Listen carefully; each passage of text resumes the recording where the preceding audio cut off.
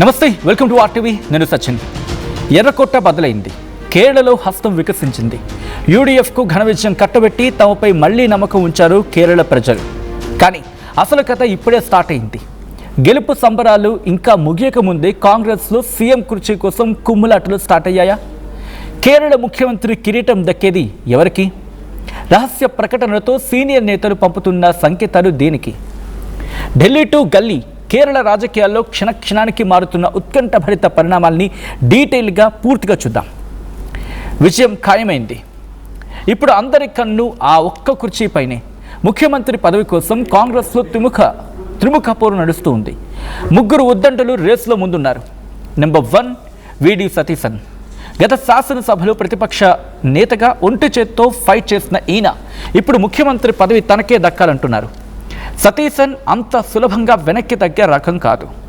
ఇది నేనంటున్న మాట కాదు, కాంగ్రెస్ వర్గాల్లో చాలా గట్టిగా గుసగుసలు జరుగుతూ ఉన్నాయి. ఇక్కడ గుసగుసలు వినిపిస్తూ ఉన్నాయి. దానికి తోడు అత్యధిక ఎమ్మెల్యేల మద్దతు కూడా సతీశన్కి ఉందనేది inside talk. Satheesan Kerala students union అధ్యక్షుడిగా పనిచేశారు. రాజకీయాల్లోకి రాకముందు ఆయన హైకోర్టు అడ్వకేట్గా కూడా ఉన్నారు. NSUIలో కూడా కీలక బాధ్యతలు చేపట్టారు. ఆయన ఫస్ట్ టైం అంటే 2001లో కేరళ శాసనసభకు పరవూరు నుంచి పోటీ చేసి విజయం సాధించారు. అక్కడి నుంచే వరుసగా 5 సార్లు ఎమ్మెల్యేగా గెలుస్తూ వస్తున్నారు. ఆయన వ్యక్తిగతంగా ఆయనపై ఎలాంటి అవినీతి ఆరోపణలు లేవు. సామాజిక అంశాలపై అవగాహన ఉన్న మేధావిగా కేరళ ప్రజల్లో ఆయనకు మంచి గుర్తింపు ఉంది. 2021లో కాంగ్రెస్ పార్టీలో యువరక్తాన్ని నింపాలి అనే ఉద్దేశంతో హైకమాండ్ రమేష్ చెన్నితల స్థానంలో సతీశన్ను ప్రతిపక్ష నేతగా ఎంపిక చేసింది. ఇక నెంబర్ 2 గురించి మాట్లాడుకుందాం. He's none other than KC Venugopal, AICC అధికార ప్రతినిధి. అంతేకాదు, ఏఐసిసి ప్రధాన కార్యదర్శి కూడా. గాంధీ కుటుంబానికి అత్యంత ఆప్తుడు. యూడీఎఫ్ విజయం సాధించగానే త్రివేంద్రం రోడ్ల నిండా వేణుగోపాల్ పోస్టర్లు వెలిశాయి. ఇది ఎవరి ప్లాన్? ముఖ్యమంత్రి పదవి తనకే అన్న ధీమానా? పావులు కదిపేందుకు ఆయన హుటాహుటిన ఢిల్లీకి పయనం అవ్వడం వెనుక ఉన్న మాస్టర్ ప్లాన్ ఏంటి? కేసీ వేణుగోపాల్ అలప్పుజ ఎంపీగా ఉన్నారు. ఆయన ప్రస్తుతం ఏఐసిసి జనరల్ సెక్రటరీగా బాధ్యతలు నిర్వహిస్తూ ఉన్నారు. కాంగ్రెస్ పార్టీ కీలక నిర్ణయాల్లో ఆయన పాత్ర కూడా ఉంటుంది. దీంతో పోల్చుకుంటే ముఖ్యమంత్రి పదవి ఆయనకు చిన్నదిగా కనిపించవచ్చు. సో ఆయనకు ఆ కుర్చీపై అంతగా ఆసక్తి ఉందని పొలిటికల్ విశ్లేషకులు అనుకుంటున్నమాట. అంటే ఏంటి?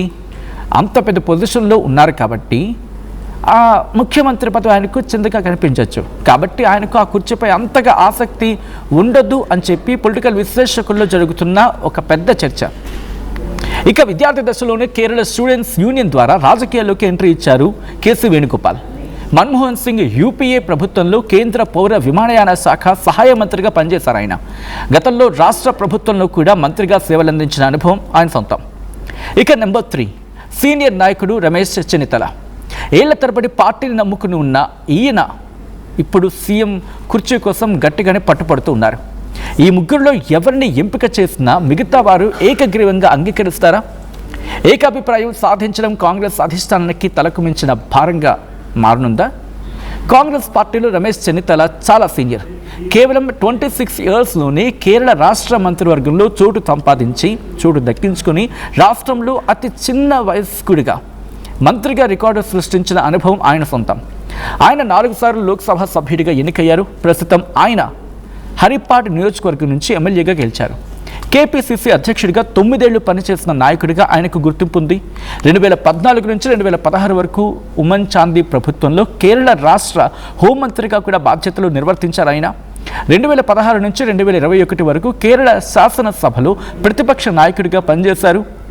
ఈ టైంలో అంటే ఎల్డీఎఫ్ ప్రభుత్వంలోని కొన్ని అవినీతి అంశాలను హైలైట్ చేయడంలో, ముఖ్యంగా స్ప్రింక్లర్ వివాదం, బ్రూవరీ కుంభకోణం లాంటి స్కామ్లను బయట పెట్టడంలో కీలక పాత్ర పోషించారని చెప్పి చర్చ జరుగుతూ ఉంటుంది. సో పరిస్థితి చేయి దాటిపోతోందని గ్రహించిన కాంగ్రెస్ హైకమాండ్ వెంటనే రంగంలోకి దిగింది. ట్రబుల్ షూటర్స్ అజయ్ మాకన్, ముకుల్ వాస్నిక్లను పరిశీలకులుగా కేరళకు పంపించింది. ఎవరెవరు? అజయ్ మాకన్ అండ్ ముకుల్ వాస్నిక్లు. ఈ వాస్నిక్ ఇద్దరిని కూడా పరిశీలకులుగా కేరళకు పంపించింది. ఇన్ఫ్యాక్ట్ కేరళకు సంబంధించి ఇటు జాతీయ కాంగ్రెస్ వీళ్ళు IUMLతో పాటు ఇతర భాగస్వామ్య పక్షాలతో సమాలోచనలు జరుపుతున్నారు. కానీ ఇక్కడ ఒక ట్విస్ట్ ఉందండోయ్. మిత్రపక్షాల ఒత్తిడికి కాంగ్రెస్ తలొగ్గే పరిస్థితి లేదు. ఎందుకంటే ఒంటరిగానే 63 స్థానాలు గెలుచుకుని సూపర్ స్ట్రాంగ్ పొజిషన్లో ఉంది కాంగ్రెస్. పదవుల పంపకంలో మాదే పై చేయి, మీ కండిషన్స్కు నో ఛాన్స్ అని మిత్రపక్షాలకు కాంగ్రెస్ ఇండైరెక్ట్గా సిగ్నల్ ఇచ్చేసిందనేది రాజకీయ విశ్లేషకుల భావన. అంటే ముఖ్యమంత్రి ఎవరనేది పూర్తిగా కాంగ్రెస్ హైకమాండ్ చేతుల్లోనే ఉంది. ఇంకా చెప్పాలంటే కాంగ్రెస్ హైకమాండ్ డెసిషన్ మాత్రమే. ముగ్గురు నేతల మధ్య కుర్చీ ఫైట్ నడుస్తూ ఉంటే సడన్గా తెరపైకి వచ్చారు శశి థరూర్. కాంగ్రెస్లో నాయకత్వ అనిశ్చితి కొనసాగుతున్న వేళ కౌంటింగ్ రోజున ఆయన చేసిన వ్యాఖ్యలు రాజకీయ వర్గాల్లో బాంబు పేల్చాయి. మీరు కేరళ సీఎం కాబోతున్నారా అని మీడియా సూటిగా ప్రశ్నిస్తే థరూర్ ఇచ్చిన సమాధానం ఏంటో తెలుసా? మీరు నా నుండి ఏమి రాబట్టాలని చూస్తున్నారో నాకు ఖచ్చితంగా తెలుసు, నేను అవేమీ చెప్పను, ఆన్సర్ చాలా క్లియర్ అని చెప్పుకొచ్చారు. విన్నర్గా ఏంటి ఈ మాటల అర్థం? తాను సీఎం రేస్లో ఉన్నారని చెప్పలేదు, అలాగని లేనని చెప్పలేదు. అడిగిన ప్రశ్నకు సమాధానం అవునని కాదని చెప్పకుండా శశి థరూర్ ఆడుతున్న ఈ మైండ్ గేమ్ ఏంటి? ఢిల్లీ మనసులో ఉన్న ఆ 4వ పేరు థరూరేనా? ఒకవైపు గెలిచిన కూటమిలో ముఖ్యమంత్రి కుర్చీ కోసం మంటలు రేగుతూ ఉంటే ఓడిన శిబిరంలో మాత్రం ఒక సైలెంట్ వాతావరణం కనిపించింది. నిన్నటి దాకా కేరళను శాసించిన మాజీ ముఖ్యమంత్రి పినరై విజయన్ ఎగ్జిట్ అందరినీ ఆశ్చర్యపరిచింది. ఎల్డీఎఫ్ పరాజయం తర్వాత కన్నూరు నుంచి విమానంలో తిరువనంతపురం చేరుకున్న ఆయన విమానాశ్రయం నుంచి తన అధికారిక కాన్వాయ్లో వెళ్లలేదు. బుల్లెట్ ప్రూఫ్ వాహనాలు లేవు, భద్రతా బలగాల హడావిడి లేదు. తన భార్య, కుమార్తె, కొందరు వామపక్ష నేతలతో కలిసి ఒక ప్రైవేటు వాహనం ఎక్కి ఒక కామన్ మ్యాన్లా ఇంటికి వెళ్ళిపోయారు విజయన్. విమానం దిగిన వెంటనే విలేకరులను చూసి కేవలం ఒక చిరునవ్వు మాత్రమే నవ్వారు ఆయన. చేయూపుతూ మౌనంగా వెళ్ళిపోయారు.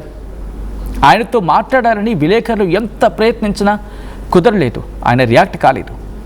అధికారం శాశ్వతం కాదు, ప్రజా తీర్పుకి తలగ్గాల్సిందే అని చెప్పకనే చెప్పారు విజయన్. సో కేరళది అది మ్యాటర్. ఎల్డీఎఫ్ శకం ముగిసింది, యూడీఎఫ్ ఫైట్ స్టార్ట్ అయింది.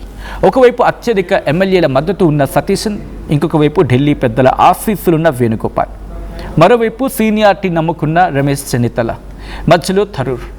ఈ సస్పెన్స్. కేరళ కొత్త రాజు ఎవరు? పరిశీలకుల రిపోర్ట్తో అధిష్టానం తీసుకుపోయే సంచలన నిర్ణయం ఏంటి? ఈ రాజకీయ చదరంగంలో గెలిచేది ఎవరో తెలియాలంటే ఇంకొన్ని గంటలు వేచి చూడాల్సిందే. అయితే వీళ్లల్లో ఎవరు కేరళ ముఖ్యమంత్రి అవుతారని మీరు అనుకుంటున్నారు? మీ అభిప్రాయం ఏంటి? కామెంట్ చేసే ప్రయత్నం చేయండి.